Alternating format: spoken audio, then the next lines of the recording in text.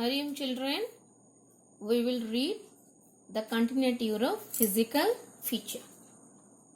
Europe can be divided into four major landforms: North-West Highland, Northern European Plain, or we can say Central Lowland, Central Upland and Alpine Mountain. Look here, this is the North-West Highland. These are the North European Plain or lowlands. This is the yellow part is your Central Upland and this is your Alpine mountain system. We will read detail about each part. First part is Northwestern Highland. Northwestern Highland of Europe normally consists of old mountains and plateau. Plateau means highlands of Europe. This include the highlands of Scandinavian, Britain, Ireland, Iceland. So look here, this is Scandinavian part. So this is Scandinavian side. This is your Britain. Here you will find Britain. Here you are getting Ireland and Iceland. Also you will find Ural Mountain in this category. Ural Mountain is the oldest mountain highland of Europe, but they are not very high or steep because they have been eroded by river or glaciers since million years, right? And we will find as the glacier melts here in the deep cut, so they form some valleys, right? And these valleys, which is forming a narrow valley, right, due to the cut of the glacier and which is filled with the sea water. So what we saw, we called it as fiords. So what is fiords? A long, narrow, deep inlet of sea between two high cliffs. These are two high cliffs. So a long, narrow, deep inlet which is formed by high cliff and formed because of what? The submergence of the glacier valley, right? So due to the glacier valley, the fiords are formed. We will also find estuaries in this area. These estuaries are the small swift river which is flow downward the western slope of the highland, which is a funnel shape, right? And here it is create a free connection to ocean to sea, right? Having the intended coastline means zigzag, ragged coastline, and it is affected by the ocean tide, and these waves which comes due to tides deposit sands, right? And this is having estuaries having generally a funnel shape mouth. So this is about the northwestern highlands. We will see the second part, that is a central lowland, or we say the Northern European Plain. Why we say Northern European Plain? Because this area which is extended from Ural Mountain in the east and Atlantic coast in the west, right? And this lowland, it is broad, very broad towards the east part and very taper towards the west part, right? This northern plain consists of fertile lands, right? These fertile lands, it is normally it is found due to many rivers flows in this region, right? And due to the river, it brings some material and some minerals, some the material due to from the river blows and glacier melts, deposition of various material. Due to this reason, this area is very plain area, right? This particular area we will found in London and Paris basin. We will find so many rivers it is found in this area, and that's make the area very fertile, right? We will find many river like the Rhine and the Seine river. Rhine and Seine normally fill into the northern sea, and we will find they are falls into the English Channel, right? And this Rhine, which is the longest river of Germany, and the Seine, it is the longest river of the France. We will say Elbe, which is another river found in the Central Europe, Oder also found in Central Europe, and Vistula, which is again the longest river of Poland. We find this river and they also move in the northward direction and fall into the North Sea as well as the Baltic Sea, right? These two. And the Dnieper and the Don, these two river flows in the southern part and fall into the Black Sea, right? So due to this river basin, it is a fertile plain in the northern European part. We will see what are the rivers it is flows over here. First, you will see the longest river of Europe. We will find Volga. This is the longest river, Volga here. And then we will find Danube, which is next.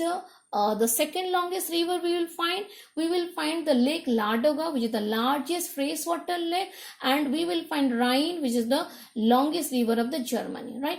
And you see, you find many rivers and lakes are found over this area, right? Surrounded this Alps region, you will find many rivers, and this is the West European plain. It's surrounded by river. So due to the river bed, deposition of all the material make this area very fertile in its nature. We will find in this area, we will find some tundra and taiga region, right? Tundra and taiga regions, they are normally found in the northern part of the Europe, and which is bordering the Arctic Ocean, right? And which normally we say it is a cold desert. Okay, and this cold desert, here we will find general vegetation is mosses and lichen. Okay, just have a look to this picture. These are the mosses and lichen, and we will find this tundra area is a treeless area, right? Here we will not find trees because very frozen area and cold climate, so we say it is a cold desert, so we will find mosses and lichen here. But whereas in taiga, which is found in the southern part of the tundra, here we will find the coniferous forest. We'll see the detail about this. Here in tundra, we'll find extremely cold climate with low biotic diversity is there, and very simple vegetation structure, generally the mosses and lichen, and we will find all the nutrients and energy which it is getting from the dead and organic material, and we will find the large population oscillations found here. In taiga, we will find also it is a cold region where the snowfalls happen, and mostly we will find coniferous trees are there, like pine and fir tree we will find over here.